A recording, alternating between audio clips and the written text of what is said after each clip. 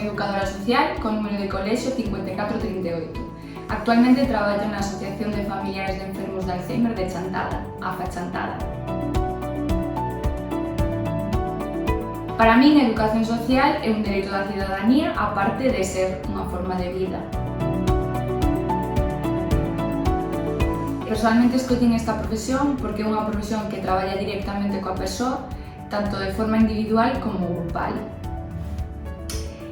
E principalmente atendendo as necesidades e potencialidades destas persoas.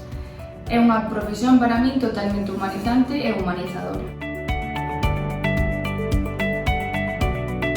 Os retos da educación social, principalmente a erradicación do entusiasmo laboral, xa que moitas veces non se nos contrata como educadoras e educadores sociales, senón que nos contratan como animadores socioculturais, como monitores de tempo libre, etc. Principalmente síntome identificada xa que me ten pasado.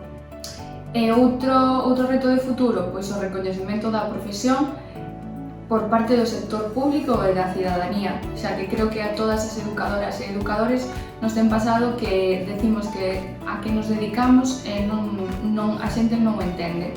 Nin entende onde traballamos, nin que é o educador e a educadora social, nin as nosas funcións. Creo que a colexiación é moi importante para, de forma grupal, traballar por un reto común e conseguir estes retos de futuro.